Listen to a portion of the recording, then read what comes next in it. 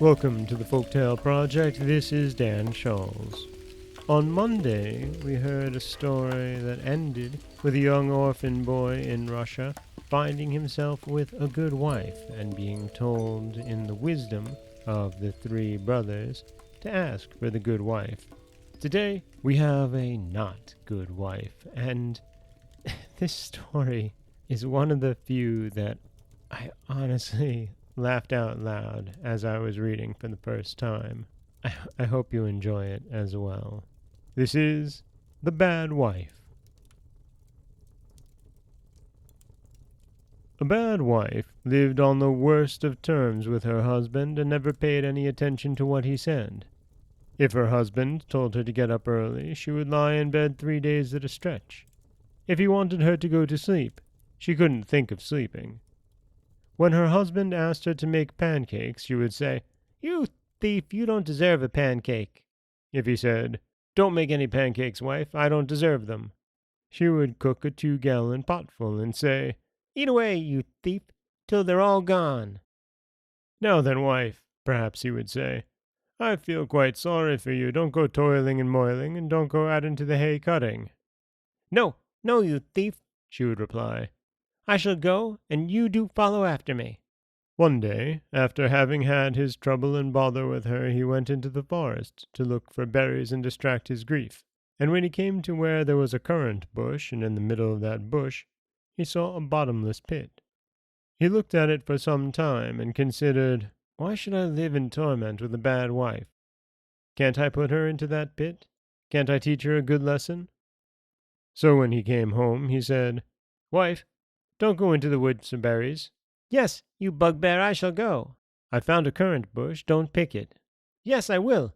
I shall go and pick it clean, but I won't give you a single currant." The husband went out, his wife with him. He came to the currant bush, and his wife jumped to it, crying out at the top of her voice, "Don't you come into the bush, you thief, or I'll kill you." And so she got into the middle of the bush, and went flop into the bottomless pit. The husband returned home joyfully and remained there 3 days. On the 4th day he went to see how things were going on. Taking a long cord, he let it down into the pit, and out from thence he pulled a little demon. Frightened out of his wits, he was going to throw the imp back into the pit, but it shrieked aloud and earnestly entreated him, saying, "Don't send me back again, O peasant. Let me go out into the world. A bad wife has come and absolutely devoured us all, pinching us and biting us. We're utterly worn out with it. I'll do you a good turn if you will." So the peasant let him go free, at large in holy Russia. Then the imp said, "Now then, peasant, come along with me to the town of Volga. I'll take to tormenting people, and you shall cure them." Well, the imp went to where there were merchants' wives and merchants' daughters, and when they were possessed by him, they fell ill and went crazy. Then the peasant would go to a house where there was illness of this kind, and as soon as he entered, out would go the enemy. Then there would be blessing in the house, and everyone would suppose that the peasant was a doctor indeed, and would give him money and treat him to pies. And so the peasant gained an incalculable sum of money. At last, the demon said, "You've plenty now, peasant, aren't you content? I'm going now to enter the boyar's daughter. Mind, you don't go curing her. If you do, I shall eat you." The boyar's daughter fell ill and went so crazy that she wanted to eat people. The boyar ordered his people to find out the peasant, that is to say, to look for such and such a physician. The peasant came, entered the house, and told the boyar to make all the townspeople and their carriages with coachmen stand in the street outside. Moreover, he gave orders that all the coachmen should crack their whips and cry at the top of their voices, "The bad wife has come! The bad wife has come!" And then he went into the inner room. As soon as he entered it, the demon rushed at him, crying, "What do you mean, Russian? What have you come here for? I'll eat you." "What do you mean?" said the peasant. "Why, I didn't come here to turn you out. I came out of pity to you to say that the bad wife has come here." The demon rushed to the window, stared with all his eyes, and heard everyone shouting at the top of his voice the words, "The bad wife!" "Peasant," cries the demon, "wherever can I take refuge?" "Run back into the pit. She won't go there any more."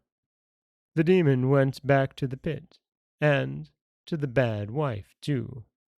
In return for his services, the boyar conferred a rich guerdon on the peasant, giving him his daughter to wife and presenting him with half his property. But the bad wife sits to this day in the pit, in Tartarus. And that is the Russian tale of the bad wife. It reads like a 1960s sitcom, doesn't it? It's just... my goodness. This is Dan Scholes from the Folktale Project. Don't forget that you can subscribe to the podcast on Apple Podcasts, Stitcher, Google Play, Overcast, anywhere you like to get your podcasts. You can find us on Auto Radio, TuneIn Radio, iHeartRadio, Spotify, anywhere you like to listen. And you can always head over to folktaleproject.com, where you'll find a new story waiting for you every Monday, Wednesday, and Friday. As always, thank you so much for listening.